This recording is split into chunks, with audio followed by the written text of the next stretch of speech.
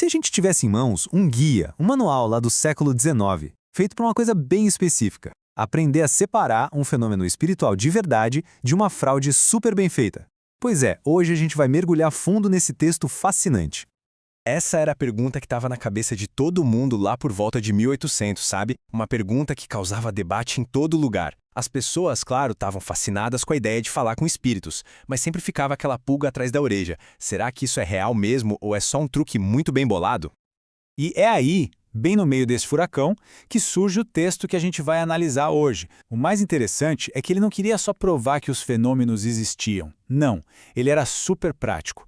O objetivo era criar regras, um método mesmo, para identificar a fraude no meio de tudo isso. Então, vamos começar pelo começo, com o dilema do engano. Por que, afinal, alguém se daria ao trabalho de escrever um guia contra fraudes?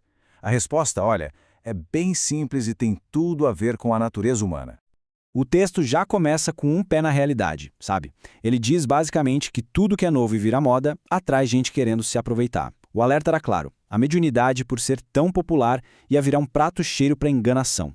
A previsão era que ia ter mais médium falso do que até os falsos magnetizadores, que já era um problema na época. E aqui está a frase-chave, a ideia central de tudo. Pensa só, não há charlatanismo desinteressado. O que isso quer dizer? Que por trás de toda e qualquer fraude sempre tem um interesse pessoal. Grana, fama, poder, alguma coisa. Por isso, a melhor defesa, o maior sinal de que algo é genuíno, seria o total desinteresse. Bom, se a gente segue essa linha de raciocínio do interesse, a gente chega na segunda parte, o preço da mediunidade. E aqui a coisa fica bem direta, porque a gente vai falar do principal sinal de alerta que o guia aponta, quando o dinheiro e a ambição entram na jogada. O guia cria até um termo para isso, o médium interesseiro. E o que é genial aqui é que essa definição não fala só de dinheiro, não. Ser interesseiro também é buscar fama, querer ser importante, ganhar qualquer tipo de vantagem pessoal usando a mediunidade, entende? E essa tabela aqui mostra uma lógica de causa e efeito que é sensacional. O texto não diz só que, cobrar é errado. Não, ele vai além. Ele argumenta que a motivação do médium é o que define que tipo de espírito vai se aproximar. E claro, isso define o resultado. De um lado, a gente tem ajuda, consolo. Do outro, pura enganação e exploração. Para aprofundar um pouco mais, o guia basicamente divide os espíritos em dois tipos. De um lado, estariam os espíritos mais elevados, que, segundo o texto, sentem o cheiro da ganância de longe e simplesmente se afastam.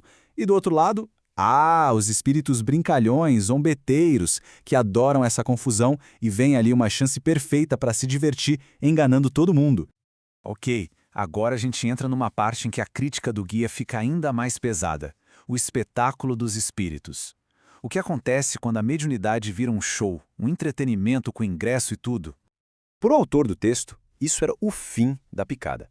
Pensa bem, a ideia de chamar espíritos, que são as almas de pessoas que já se foram, só para fazer uma apresentação para uma plateia que pagou ingresso, isso era visto como uma falta de respeito absurda, uma profanação mesmo. Afinal, eles não são artistas de circo, né?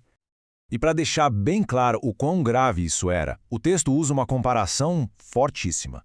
Ele pergunta o que a gente acharia de alguém que tirasse um corpo do túmulo só para exibir por dinheiro. Uau! Isso mostra o peso que o autor dava para essa história de transformar os fenômenos em mercadoria. A questão central era uma só: respeito. O guia também é super prático em outro ponto. Ele diz o seguinte: fenômenos físicos, tipo batidas na mesa, objetos voando, são muito mais fáceis de falsificar com truques. Agora, uma comunicação inteligente, uma mensagem filosófica, complexa, isso seria bem mais difícil de inventar na hora, né? Especialmente por alguém sem preparo. Isso já dá uma boa pista de onde a gente deve ficar de olho. E essa análise nos leva direto para uma parte que é quase um manual do vigarista ao contrário. Agora que a gente já entendeu as motivações por trás da fraude, vamos ver como ela era feita na prática. O texto simplesmente entrega os truques que os espertinhos da época usavam.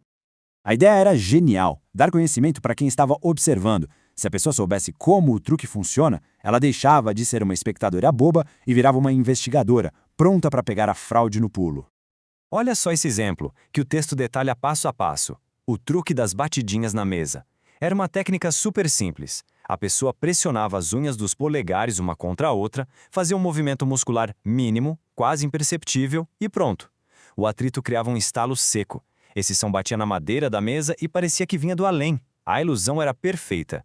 Depois de saber disso, fica difícil ser enganado de novo, né? E não parava por aí, não. A lista de truques era grande. Tinha o uso de tintas que só apareciam depois de um tempo, a troca de papéis na maior cara de pau, um pedacinho de lápis escondido debaixo da unha para escrever sem ninguém ver, e até truques de mágica, de prestidigitação mesmo, para fazer objetos aparecerem do nada. Eram os golpes clássicos daquele tempo. E, finalmente, a gente chega na última parte, a grande conclusão, a garantia contra a fraude.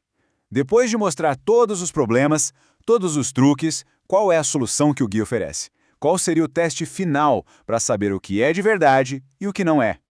E aqui vem o pulo do gato. O texto argumenta que ficar tentando provar o fenômeno em si não leva a lugar nenhum. A verdadeira garantia não está no que acontece, mas em quem faz acontecer. Ou seja, o foco da análise tinha que ser o caráter, a moral, as intenções da pessoa que se dizia médium. E esses seriam os pilares da confiança, de acordo com o guia. Primeiro, desinteresse absoluto. Nada de dinheiro e nada de vaidade. Segundo, a pessoa ter uma moral reconhecida, ser alguém honrado. Terceiro, as sessões terem um propósito sério, útil, e não ser só para matar a curiosidade. E por último, a qualidade das mensagens, que deveriam ser elevadas, complexas. Juntando tudo isso, a gente teria a maior garantia possível contra a fraude. E no fim das contas, esse guia lá do século XIX nos deixa com uma pergunta que, vamos combinar, continua super atual. A solução que ele propôs foi olhar para o caráter da pessoa como o principal termômetro da verdade. E para nós, hoje, vivendo num mundo com tanta informação, tanta enganação, será que a pergunta mudou tanto assim? No fim, a questão ainda é em quem e no que a gente escolhe confiar.